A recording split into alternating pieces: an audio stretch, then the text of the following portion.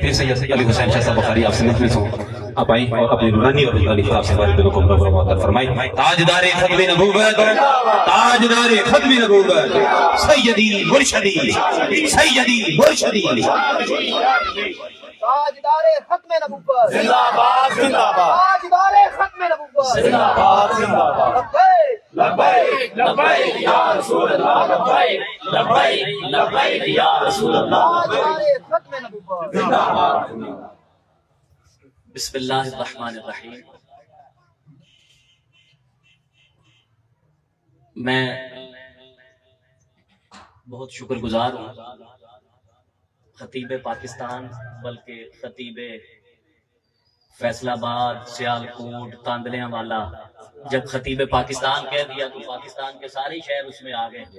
وہ ہمارے مفتی صاحب قبلہ مفتی تبسم رسول امینی صاحب، یہ ان کی محبت ہے، یہ ان کی شفقت ہے، اور سچ بات یہ ہے کہ ان کی موجودگی میں میرے لیے خطاب کرنا دشوار ہوتا ہے ہمیشہ سے۔ تو اس میں جو ہمارے میزبان ہیں اس محفل کے، ان کے لیے ایک بات کہنا چاہوں گا۔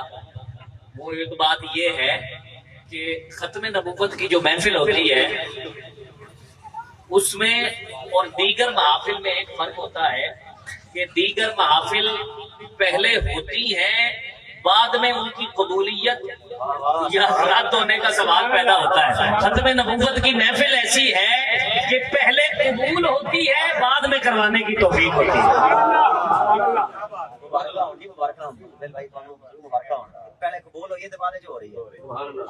تو تحریک پاسبان ختم نبوت آپ جانتے ہیں، آپ کے علاقہ میں یہ کریا ہر جگہ پر اس کا ایک ہی مشن ہے کہ حضور کی ختم نبوت کا علم بلند کیا جائے، اور تحفظ ختم نبوت کے حوالہ سے یہ جو ہمارا ہفتہ وار پروگرام ہوتا ہے، پہلے آپ کے ہاں بھی ہو چکا ہے، تو اس دفعہ رمضان المبارک کا دوسرا جمعہ، اور قبولیت ہی قبولیت، اوپر سے ختم نبوت کی محفل، یہ تو سونے پہ سہاگا ہو گیا ماشاءاللہ۔ اللہ رب العزت آپ کی ان تمام کاوشوں کو قبول فرمائے۔ وقت مختصر ہے، آج کل ویسے میں نے اپنی مسجد میں جو سلسلہ شروع کیا ہوا ہے، وہ سلسلہ یہ شروع کیا ہے کہ من حیث القوم ہمارا مزاج بہت عجیب سا بن چکا ہے۔ ہم یہ سوچتے ہیں اور یہ خیال کرتے ہیں، اور ہماری کوشش بھی یہی ہوتی ہے کہ ہم جمعہ کسی ایسی مسجد میں پڑھیں کہ جہاں پر خطیب صاحب انگلی سے پکڑیں، اس مسجد سے لے کے نکلیں اور جنت کے دروازے میں داخل کر کے واپس آ جائیں۔ جنت کی بشارتیں صحیح بات ہے ہیں، لیکن ان کا بھی کچھ معیار و پیمانہ ہے۔ لہذا اس چیز نے جہاں اور بہت سارے نقصان کیے، ایک نقصان یہ بھی ہوا کہ ہم عمل سے غافل ہو گئے۔ عمل میں غفلت، اس میں مسلسل پڑے رہنے سے ہماری حالت مزید پستی کی طرف جاتی چلی گئی۔ تو ضرورت اس امر کی ہے کہ ہمارے محراب و منبر سے ایسی آواز بھی بلند ہو کہ جس میں علماء عوام الناس کو عمل کی طرف ابھارے اور عمل کی دعوت دیں، کیونکہ وہ کسی نے کہا تھا کہ عمل سے ہی بنتی ہے جنت بھی جہنم بھی۔ نبی اکرم صلی اللہ علیہ وآلہ وسلم نے فرمایا کہ یہ دنیا بڑی اچھی چیز ہے۔ اکثر آپ یہی سنتے ہیں نا کہ وہ ہے دنیا سجن المؤمن، یا دنیا کی مثال جو ہے وہ اللہ کی نظر میں ایسے ہے کہ جیسے ایک مردار پر بیٹھنے والی مکھی سے بھی کم تر دنیا۔ لیکن حضور علیہ الصلوۃ والسلام کا فرمان ہے، حضور نے فرمایا یہ دنیا بڑی اچھی چیز ہے اس شخص کے لیے کہ جس نے اس دنیا کے ذریعے جنت کما لی۔ जिस शख्स ने इस दुनिया के अंदर नेक आमाल किए और नेक आमाल करके जन्नत कमा ली, और फरमाया ये दुनिया बुरी चीज है उस शख्स के लिए कि जिसने इसमें बेअमली करके अपने लिए दोज़ख कमा ली। अब इस उसूल को आप अपनी जिंदगी पर अप्लाई करें तो आप देखेंगे कि कोई भी चीज उसके दो माने निकलेंगे। ये दौलत बड़ी अच्छी चीज है उस शख्स के लिए कि जिसने इस दौलत को खर्च करके अल्लाह का कुर्ब हासिल कर लिया, और ये दौलत बहुत बुरी साबित हुई है उस शख्स के लिए कि जिसने दौलत को अय्याशियों में उड़ाया और इसके जरिए से दोज़ख कमा लिया। आप सब रोजे से हैं, रोजे के बहुत सारे फवायद हैं, लेकिन सूफिया की अपनी निगाह होती है। आप सुनते रहते हैं कि रोजा इसलिए था लअल्लकुम तत्तकून, ताकि तुम परहेजगार बन जाओ, परहेजगारी के लिए रोजा था, और बताया कि रोजा इसलिए था कि तुम्हारे दिल में गरीब का दर्द पैदा हो, कि अगर एक शख्स ऐसा है जो सोने का चमचा मुंह में लेकर पैदा हुआ, जिसने अल्लाह रफीक है, तो फरमाया ए इंसान इस सिफ्ते रफीक को अपने अंदर मुंतकिल कर, तू लोगों के लिए रफीक बन जा। अल्लाह रब्बुल इज्जत की सिफ्त जवाद है। फरमाया है बंदे इस महीने में मेरी सिफात को अपने अंदर मुंतकिल कर और तू भी सखी बन जा। रोजे का असल मकसद अल्लाह रब्बुल इज्जत की सिफात को इंसान में मुंतकिल करना था। अल्लाह रब्बुल इज्जत की सिर्फ सुबूर है। सुबूर का माना है बहुत ज्यादा सब्र करने वाला। सुबूर बोलिए किसको कहते हैं? बहुत ज्यादा सब्र करने वाला। बहुत ज्यादा सब्र करने वाला। अल्लाह कितना सब्र करने वाला है, एक मिसाल से समझिएगा। अब अगर मैं यहां पर बैठा हूं, कोई शख्स आए और किसी बच्चे को पकड़ के कहे कि हजरत साहब ये आपका बेटा है, तो मैं उसे कहूंगा कि अल्लाह के बंदे तू मुझ पर ज़ना का इल्जाम लगा रहा है, तू तोहमत लगा रहा है मेरे ऊपर।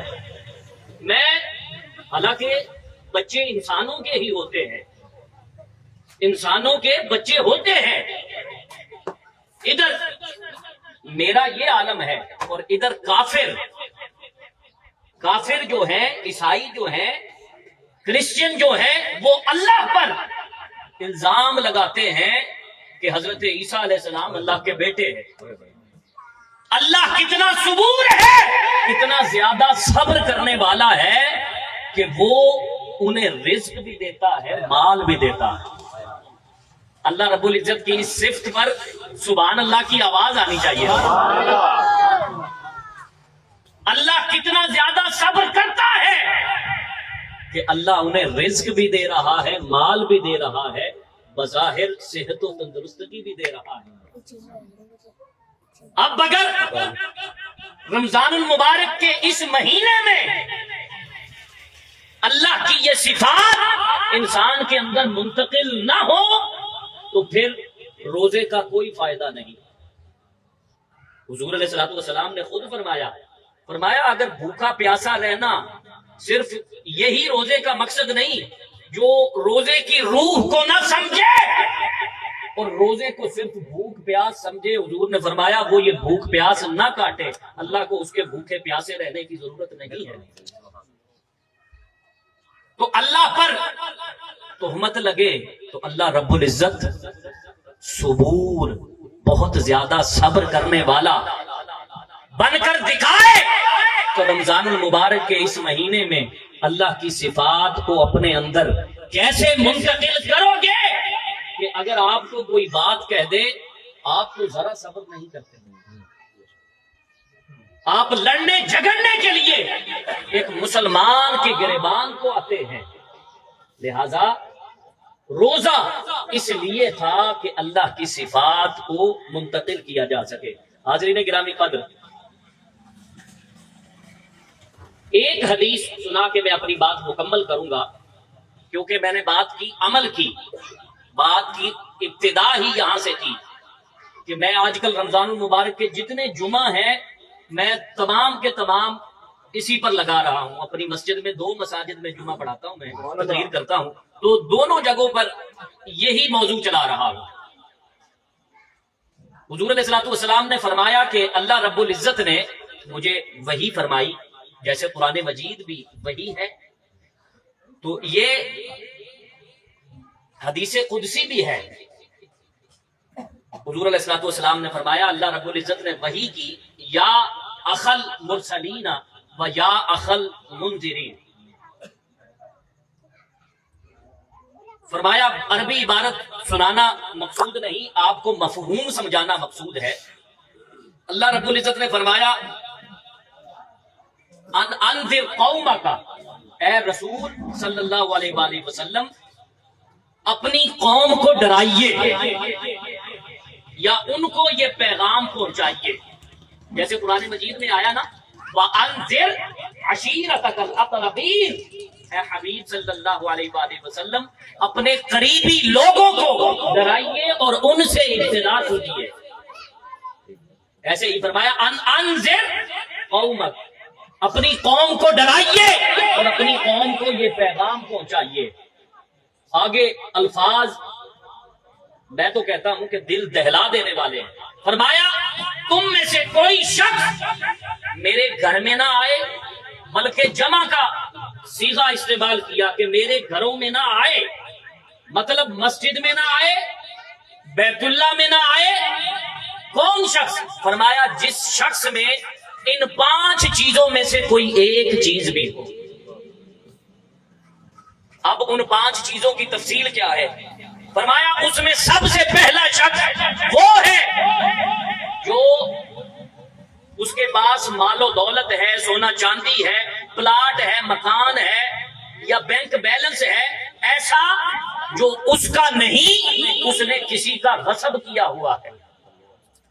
فرمایا ایسا شخص نہ مسجد میں آئے، نہ نماز پڑھے، نہ روزہ رکھے، نہ کوئی عبادت کرے، کیونکہ اگر وہ عبادت کرے گا فرمایا میں اس کی عبادت قبول نہیں کروں گا.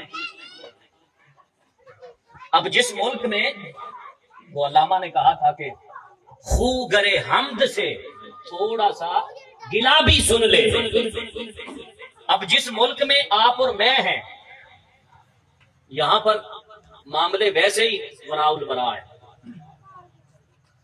اتے کہندے نے او اسی وانڈے آئے ہیں جی تے بہن دے گھروں نا پانی نہیں پیندا، بہن دے گھروں پانی نہیں پیندا. ہاں بہن دا 5 مرلے دا پلاٹ ہوگے نا تے او غصب کر جائیدا ہے، بہن دا حصہ نہیں دینا بہن نو، بہن دے گھروں پانی نہیں پینا، کہ اے ریت رواج دے خلاف ہے. میں کہنا روزانہ بہن دے گھروں پانی پیو، شربت پیو، دودھ پیو، دانا کھاؤ، لیکن بہن نو او دا حصہ دو، بیٹی نو او دا حصہ دو، بیٹی نو او دے حصے تو محروم نہ کرو. پھر کہندے کی نے بڑے خطرناک الفاظ ہوندے نے، بہن نو کہندے نے یا بھرا رکھ لا یا پلاٹ رکھ لا. بولو ساڈے معاشرے دی گلاں ہے نہیں یا نہیں؟ یہ جملہ تمہیں کس نے سکھایا ہے؟ کس نے اختیار دیا ہے کہ اس چھوٹے دل کی بہن کو اس طرح کے الفاظ کہو؟ اللہ رسول نے تو یہ جملہ نہیں بتایا. لہذا جو بہنوں کا حق کھائے، بیٹیوں کا حق کھائے، اللہ رب العزت نے کہا خبردار نماز پڑھنے بھی نہ آئے، روزہ بھی نہ رکھے، میرے گھر حج کرنے کے لیے بھی نہ آئے، کیونکہ اس کی کوئی عبادت میں قبول نہیں کروں گا.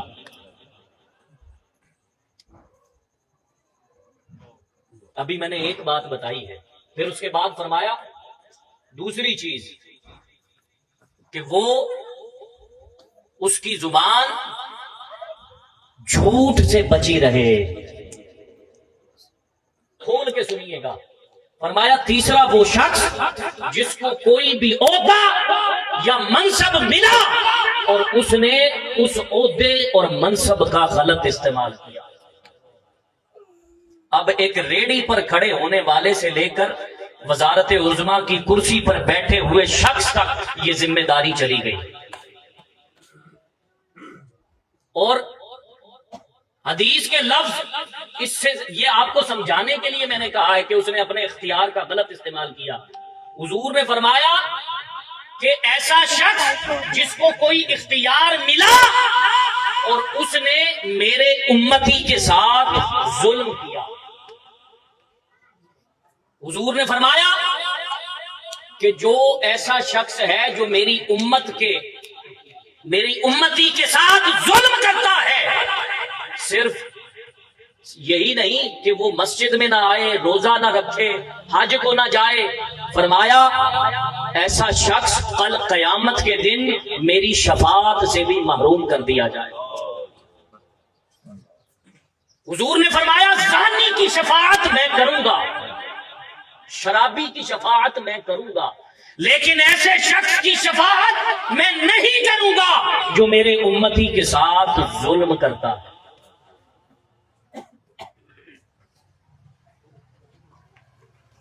چوتھے نمبر پر فرمایا کہ وہ ایسا شخص جو اپنی شرمگاہ کی حفاظت نہیں کرتا اور اپنی نگاہ کی حفاظت نہیں کرتا. اب مجھے یہ سمجھانے کی ضرورت نہیں ہے کہ اس کا معنی کیا ہے، آپ سب سمجھدار بیٹھے ہیں، سمجھ سکتے ہیں کہ ان میں سے کوئی شخص فرمایا اگر وہ مسجد میں آئے، روزہ رکھے، فرمایا نہ آئے، اور اگر کوئی ایسا کرتا ہے تو حدیث کی آخری لفظ ہے، فرمایا اگر ایسا شخص نماز پڑھنے کے لیے مسجد میں آتا ہے تو فرمایا جب تک وہ نماز پڑھتا رہے گا اللہ رب العزت نے فرمایا میری لعنت اس پر برستی ہے. حاضرین گرامی قدر، اللہ رب العزت سے دعا ہے کہ اللہ رب العزت ہمیں ان باتوں پر عمل کرنے کی توفیق عطا فرمائے. اور نعرے بہت ہو گئے ہماری زندگیوں میں، ہم نے نعرے مار مار کے نا ہم نے بھی زمین و آسمان کے کلابے ملا دیے ہیں. کچھ سیاسی نعرے ہوتے ہیں، ہم کہتے ہیں گردنیں کٹائیں گے، ہم انقلاب لائیں گے، یہ کریں گے. میں کہتا ہوں گردنیں کٹانی کیا ہے؟ سراہنے سے آپ کی گردنیں اٹھتی تو ہے نہیں صبح فجر کی نماز کے لیے. جو گردن سراہنے سے نہ اٹھ سکے اللہ کے حضور سجدہ ریز ہونے کے لیے، وہ گردن کٹانے کی بات کرتے ہو. یہ گردن کٹانے والا فلسفہ جھوٹا ہے. ہاں، گردن کٹانے کے لیے وہی میدان عمل میں نکل سکتے ہیں جن کا رشتہ مکین گنبد خضرا کے ساتھ جڑا ہوا، جو تاجدار ختم نبوت کے نام کے نعرے لگاتے ہیں اور جو حضور کی عزت پر حرف آئے تو وہ اپنی جان دینے سے بھی دریغ نہیں کرتے. ایسے لوگ اپنی جانیں دے سکتے ہیں، لیکن یہ جو سیاسی نعرے بن کر لوگوں کو ابھارنے کے لیے نعرے لگائے جاتے ہیں، میں ان سے کہا کرتا ہوں کہ سر آپ کا سراہنے سے اٹھتا نہیں نماز فجر کے لیے، آپ کسی کے لیے کیا گردن کٹائیں گے. اللہ رب العزت سے دعا ہے کہ اللہ رب العزت ہمیں نعروں سے نکل کر عمل کی توفیق عطا فرمائے اور ہماری زندگی عمل کی طرف گامزن ہو جائے تاکہ ہم مکین گنبد خضرا کی سیرت پر عمل پیرا ہو کر جنت کے اصل حقدار بن سکیں. وآخر دعوانا ان الحمدللہ رب العالمین.